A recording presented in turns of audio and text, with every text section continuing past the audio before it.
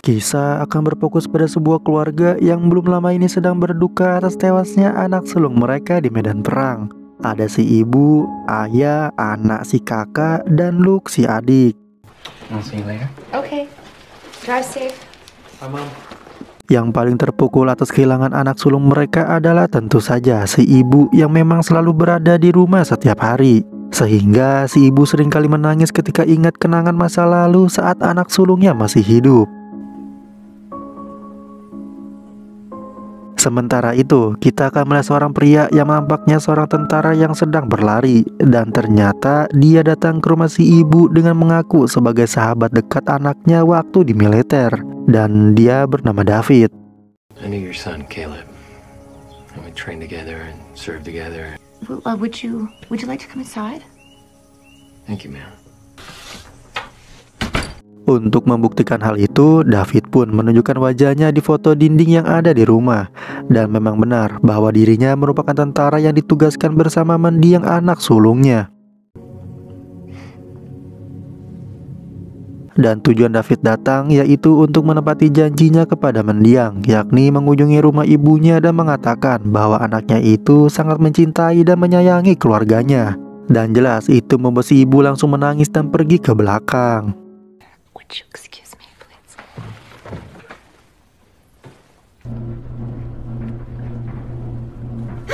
Setelah sedikit lega mendengar mendiang anaknya sangat begitu menyayanginya, si ibu pun nampaknya simpati kepada David yang rela jauh-jauh datang ke sini hanya untuk menepati janjinya, di mana David diminta untuk menginap semalam saja dan pergi esok hari jika memang ia ingin pergi.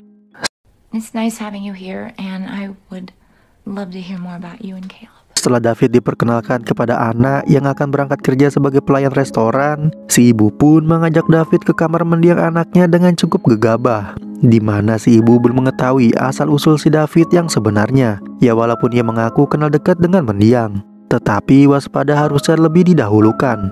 Bukan suzon, tapi alangkah baiknya kita cari tahu dulu. Tahu siapa dulu, siapa dia, tinggal di mana, RT berapa, siapa orang tuanya.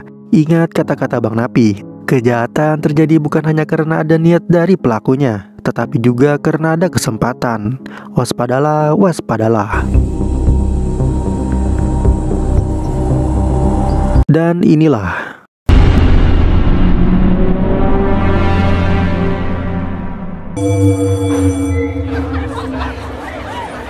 beralih ke sekolah, tempat Luke menuntut ilmu yang justru dia selalu mendapatkan perundungan dari beberapa preman sekolah yang sok jago dan berkuasa, di mana hal itu membuat Luke menjadi anak yang pendiam dan tidak percaya diri.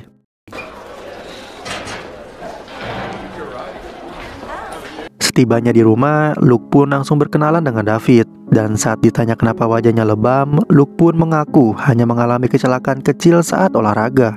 Yang padahal David menyadari betul bahwa sekolah merupakan tempat yang keras bagi anak-anak lemah seperti Luke. Yeah, that can happen. Yeah. Sebagai tuan rumah yang baik, si ayah pun mengajak David untuk minum-minum sambil mengobrol. Dan ketika si ayah mulai abok, dia pun curhat mengenai permasalahannya di tempat kerja, tentang seorang karyawan baru yang langsung naik jabatan menjadi manajer. Di mana saat David menjadi pendengar yang baik dan meresponnya dengan cara yang tidak lebay, si ayah pun mulai simpati dan meminta David untuk tinggal di sana sementara waktu. That's crazy. You don't know where you're going. Stay here for a couple more days. Well, maybe just a couple more days. All right. Singkat cerita, esok pagi pun caang. Luke pun dikejutkan dengan kemunculan David yang menjemputnya di sekolah, di mana dia meminta Luke menunjukkan yang mana anak-anak yang suka membulinya. Dan saat mereka pergi, David pun dengan sengaja mengikutinya.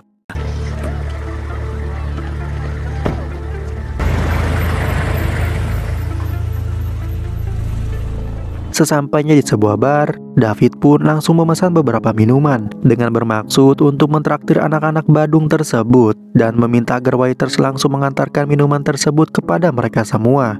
Saat anak-anak Badung itu merasa tersinggung karena hanya ditraktir minuman mixue dan marimas tanpa es batu, tiba-tiba salah satu anak si tukang bully pun dengan sok jagonya menyiram si David tanpa tahu dia siapa. Di mana pada adegan ini, si Luke yang lemah pun cukup dibuat beradrenalin karena takut terjadi sesuatu yang tidak diinginkan. Namun dengan ekspresi yang tenang dan senyum kecil yang mendamaikan, David pun langsung...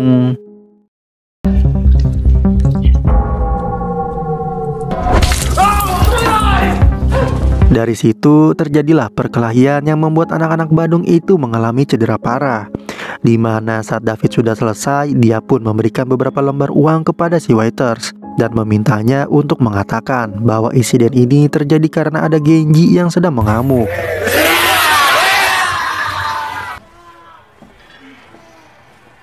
Malam harinya, Anna pun dibuat melongo saat melihat tubuh atletis David ketika baru selesai mandi. Di mana hal itu cukup membuat Anna berimajinasi liar yang tidak pernah dia dapatkan dari pacarnya. Anna pun mengajak David ke pesta temannya yang bernama Christine. Ini orangnya. David terlihat cukup gagah di antara yang lain saat dirinya mengangkat 2 drum berisi bir yang membuat Christine tertarik dengan sosok si David. Saat mereka sedang mengobrol berdua, muncullah mantan Christine yang sering bertindak kasar, sehingga David memutuskan untuk mengajarnya agar dia kapok dan tak datang lagi. Hingga akhirnya David mendapatkan sebuah hadiah dari Christine yang apa itu? Ya pasti kalian sudah paham.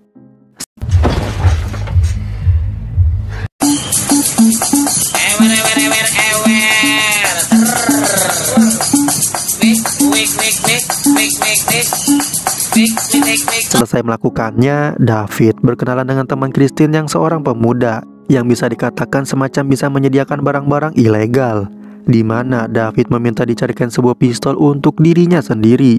Dan karena si pemuda menganggap bahwa David adalah seorang mantan tentara, jadi wajar saja. I'm a soldier, man. I like guns. Soldiers like guns. Anna pun langsung mengajak David pulang setelah bertengkar dengan sang pacar yang tidak bisa berhenti main judi slot online. Sehingga David memberikan beberapa petua agar Anna meninggalkan pria seperti itu. Namun karena masih cinta, Anna pun masih harus berpikir kembali untuk mengambil keputusan tersebut. Singkat cerita, esok pagi pun tiba. Anna tak sengaja mendengar David yang sedang menelpon seorang dokter bedah plastik mengenai sesuatu hal tentang operasi wajah baru. Di mana Anna yang merasa curiga pun langsung menghubungi customer service militer setempat dan memberikan nama lengkap David untuk dicarikan datanya di militer. Dan kita akan sangat terkejut ketika mengetahui bahwa nama David ternyata cukup membuat beberapa orang penting kepanikan. Entah apa alasannya dan seberapa penting sebenarnya si David ini. Tapi salah satu petinggi mengatakan bahwa David merupakan salah satu subjek eksperimen dalam proyek rahasia militer yang dianggap sudah mati. Ini adalah Mayor Richard setelah dia pensiun dari The Continental, salah satu orang yang bertanggung jawab dalam proyek rahasia itu. Di mana saat dirinya mengetahui bahwa David masih hidup, dia pun berencana untuk terbang ke lokasi rumah anak dan beberapa pasukan elit siap tempur. Call me when you have a plane boat. Beralih ke si David yang terlihat menemui si pemuda dan teman-temannya untuk bertransaksi pistol sesuai permintaannya kemarin. Di mana David akhirnya menunjukkan siapa dirinya yang sebenarnya saat dia sekonyong-konyong menembak mereka berdua secara tidak jelas dan membawa semua pistol beserta 2 buah granatnya.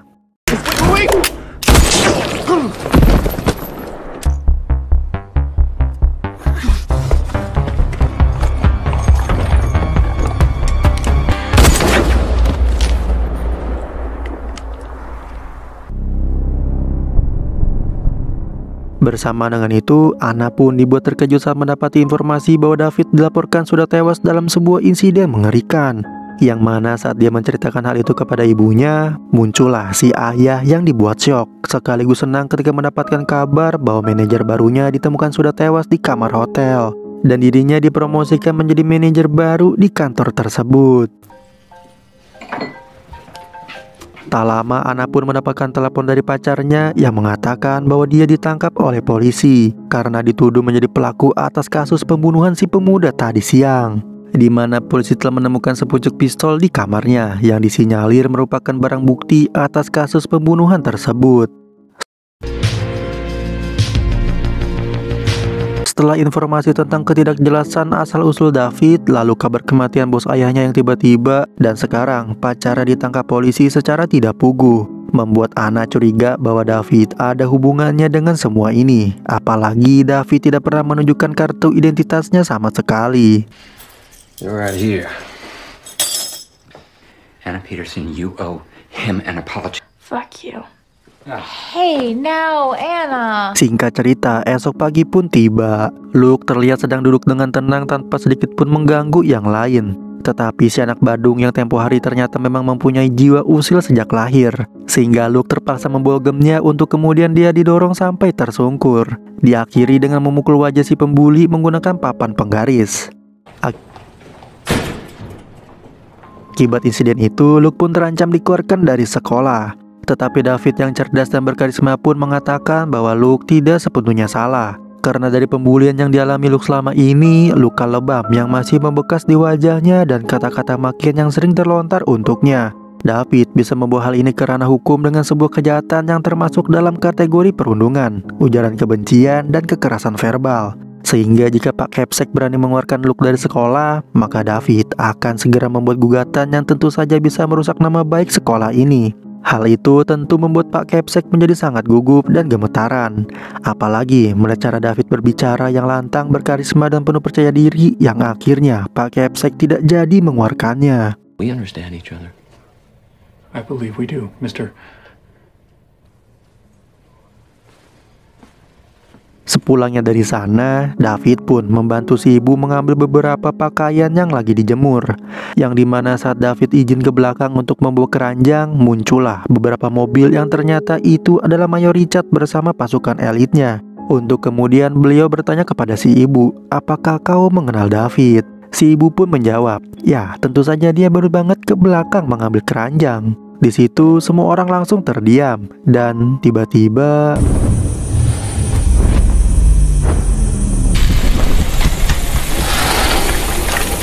dari situ terjadi baku tembak di mana David langsung loncat ke dalam rumah dan diberondong puluhan peluru berkaliber besar yang tak satu pun berhasil mengenainya. Di mana saat salah satu anggota pasukan elit masuk, justru dialah yang harus tewas oleh David. Dilanjutkan dengan David yang merangkak di bawah tembakan yang merudul begitu banyak sampai dia loncat ke dapur yang di situ sudah ada si ibu yang sedang berlindung. What is happening, David? Who are those men? It would take too long to explain. Dianggap sudah tidak berguna, David pun membunuh si ibu dengan sebilah pisau. Kemudian lari ke garasi dan mengendarai mobil tua milik si ayah. Lalu menembak anggota elit terakhir sekaligus memecahkan ban mobil milik si mayor. Dalam perjalanan, David pun melihat mobil si ayah yang baru saja pulang kerja, di mana David nekat menabrakkan mobilnya ke mobil si ayah hanya untuk mencegah dia sampai di rumah.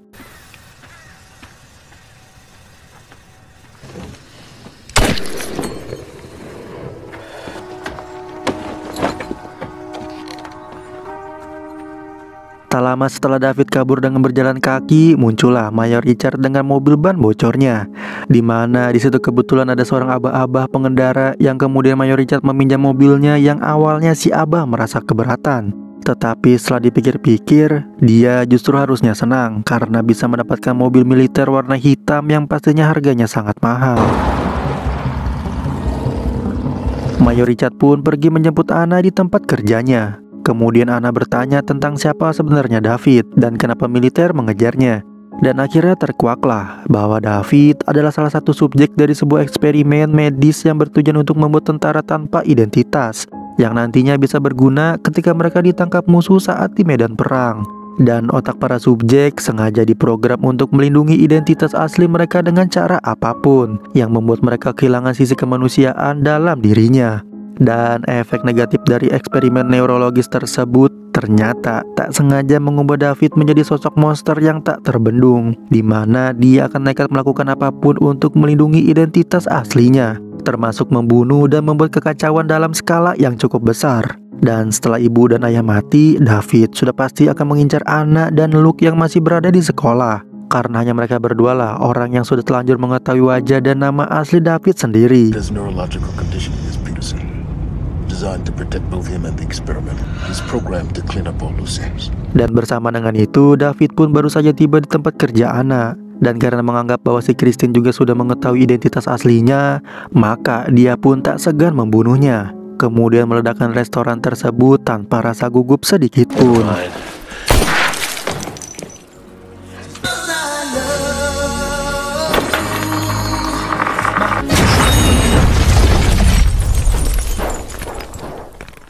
Beralih ke sekolah Luke yang kebetulan sebentar lagi akan diadakan acara Halloween, di mana Luke sedang dihukum menjadi seksi bersih-bersih di acara tersebut. Mayor Richard dan Anna pun langsung mengajak Luke untuk pergi, tapi mereka keburu dikejutkan dengan terbunuhnya seorang guru yang pastinya adalah perbuatan si David yang sudah sampai di sana. Si Mayor Richard pun menyuruh Anna dan Luke untuk pergi duluan, sementara dirinya akan memberanikan diri untuk menangkap si David sendirian. Namun hasilnya tentu saja beliau harus tewas secara mengenaskan karena David lebih cerdas dan terampil dibandingkan dengan dirinya.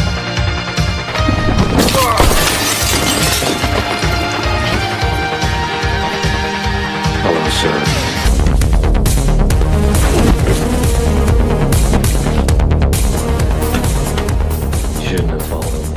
Tersisa Anna dan Luke yang secara presentasi dan logika mereka berdua hanya punya peluang 5% untuk bisa bertahan hidup. Itu pun kalau mereka punya senjata api. Dan ternyata Anna tidak seperti yang kita bayangkan. Karena sebagai tokoh utama yang dikira lemah, Anna ternyata lebih cerdas dari yang lainnya. Yang dimana dia berhasil mengecoh David dengan membuat jejak darah palsu dan muncul dari belakang dengan sepucuk pistol di tangannya.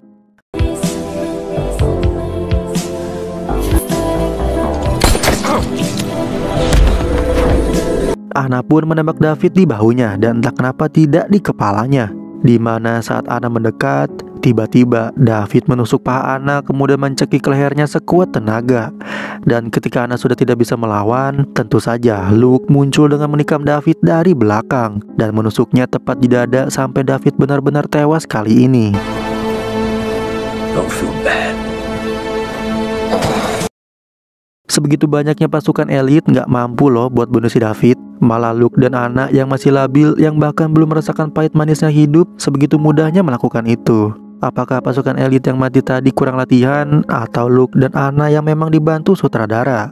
Namun ternyata tak cukup sampai di sini, karena saat Luke dan Anna sudah ditangani tim medis, Anna pun tak sengaja melihat salah satu petugas yang pincang, yang dimana itu adalah si David yang masih hidup.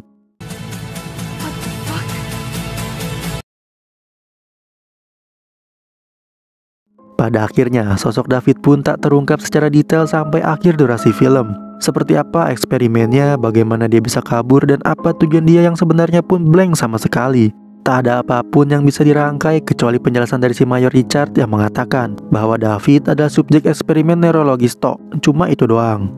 Secara alur cerita pun cukup sederhana, karena pemuda tampan berkarisma bertamu ke rumah sebuah keluarga, mengambil hati mereka, memberi pelajaran terhadap orang-orang yang mengganggu keluarga tersebut. Dan ketika identitas aslinya mulai terbongkar, dia pun membunuh semua orang. Perihal adegan saat David menelpon dokter bedah plastik sendiri sudah jelas bahwa David ingin merubah wajahnya agar tidak terlacak. Untuk alasan ini cukup masuk akal, karena memang dia diprogram untuk melakukan apapun supaya identitas aslinya tetap rahasia. Sebenarnya kalau Anna nggak penasaran, terus nggak menelpon customer service militer, semua ini nggak bakalan terjadi. Karena pada dasarnya, David juga akan pergi setelah si dokter bedah itu menemukan wajah baru dan siap mengoperasi David. Cuman ya kembali lagi dasar AWW yang penuh penasaran, si ibu dan si ayah pun menjadi korban.